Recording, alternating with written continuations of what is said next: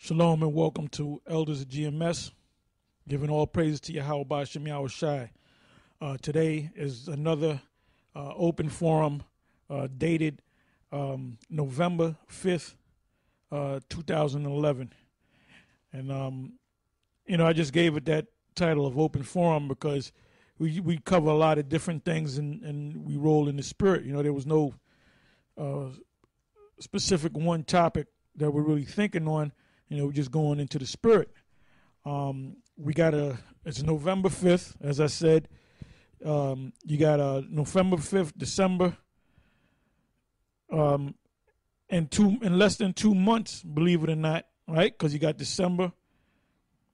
You got the whole month, the rest of November, then you got December. In less than 2 months, it'll be 2012.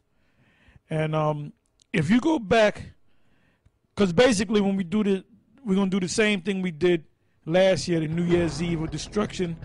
Some brothers will be out there teaching in the street. Others will be in the studio, the different studios that they teach in, doing their shows. So last year we entitled that one New Year's Eve of Destruction 2011. So this one, quite naturally, is going to be, obviously, is going to be Eve of Destruction 2012. And basically, it'll pretty much be a year in review of 2011.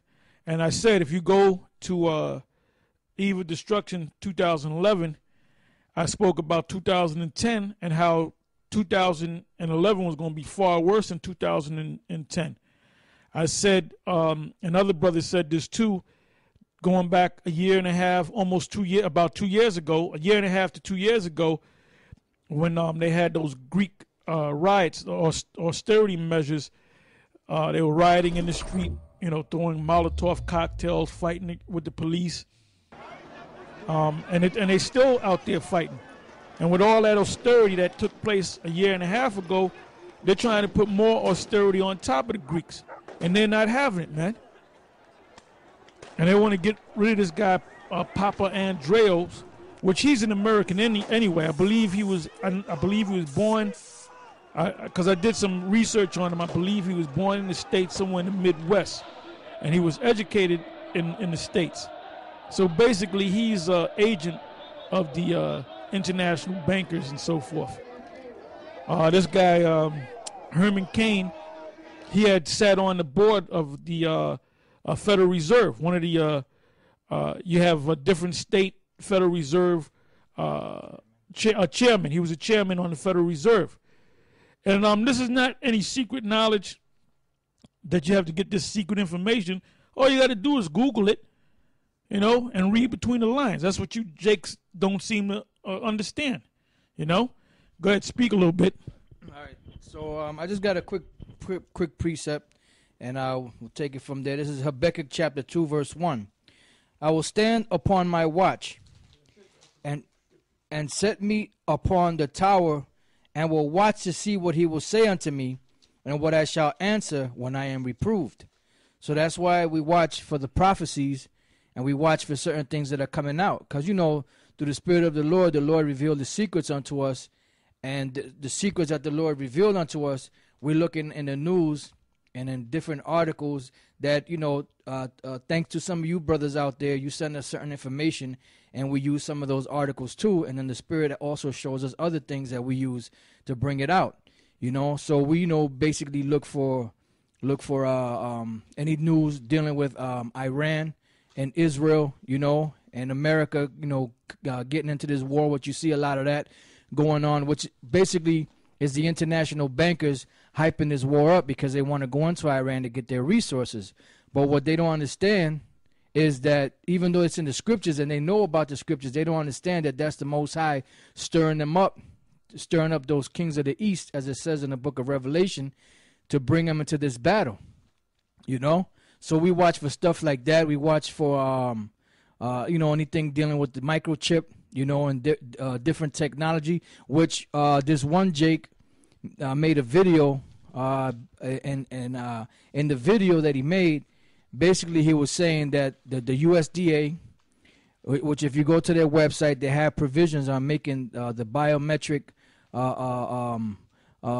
ways for you to get your food stamps or your different government issued whatever they give you, help and or whatever the case may be, but they want to make it biometric. Eventually, they want to put a chip in you under the guise of it being a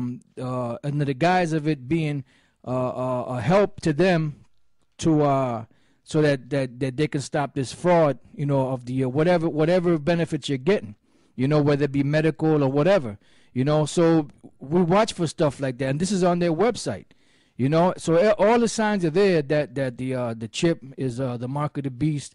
That Russia, Iran, America, Israel, they're going to go into this fight, into this final battle that's going to gather all the allies of these two major nations, which is America and Russia, into this war, which is World War III, which is spoken of in the scriptures, which we'll get to. So all the things are there. So we're watching for these things and many other things that we're watching for to see what's going to go down. You watch, like Elder Tar always pushes, you watch the economic news. You see all these turmoils that the euro is going through, the dollar bill is going through, and really they're just doing that to destroy the currencies of the world, so that they can bring it all together. That's why you have all these different unions popping up, the European Union, the Asian Union, the African Union. They want to do the American Union because they're basically consolidating everything and bringing everything together into one, so that it'll be easier for them once the collapse comes to bring everything together into a one world government. So that's why Habakkuk said, I will stand upon my watch and set me upon the tower, and will watch to see what he will say unto me, and what I shall answer when I am reproved. So these prophecies the Lord is showing us, we go out there and tell you brothers about it, and basically we want the elect out there for them to get themselves together so they can be delivered, but we also warning the 2/3 and the other nations that they're going to be destroyed, the ones here in America, and what their future is going to be. So all these things, that's our job. That's why Elder Tahar always makes his one statement and said a prophet's job is never done, because there's always something else. So for you brothers out there that say you don't have any topics to deal with or any information to bring out, you can't think of what to teach. Maybe you ain't a prophet like Elder Tahar said, or you're not looking. You're not looking, which means you're not a prophet. There's all type of information that can be brought out. I mean, there's all type of information, all type of news, all type of articles, all type of videos and legislation. I mean, that you can go into, to do a lesson, But you got to make sure you get the right lesson. Don't just go off into some crap. Make sure that it's pertinent information that's backed up by the scriptures. And it says, and the Lord answered me and said, write the vision and make it plain upon tables, that he may run that readeth it. So in the past, we wrote these things. Now, today, they're being fulfilled. So the Lord is using the same men back then that were back then to see the things that are happening now, to bring these things forth to the forefront and to show you what's happening. Ezekiel 3:17 says, Son of man, I have made thee a watchman unto the house of Israel. Therefore hear the word in my mouth and give them warning from me. So that's why we learn what we learn, and we go out to see. Our concern is not, if you listen, that's good. If you don't listen, that's good too, because you're just fulfilling prophecy. We're doing our job. As long as we do our job, your blood is off of our hands. Our job is to tell you about it, and if you get yourself together, then you'll be all right. But if not, then the Lord already sealed you for your destruction.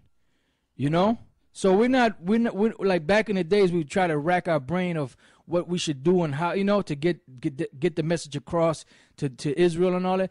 We don't worry about that anymore, because we understand through experience that not all Israel is going to get it, and that the Lord has an election that he's going to save, and he has an election that he's going to destroy. All right. So going back to Habakkuk chapter 2, verse 3, It says, for the vision is yet for an appointed time, but at the end it shall speak and not lie. So whatever the Lord said, he said his words don't go out void. So whatever the Lord said was going to happen is going to happen. So that's why he said at the end it shall speak.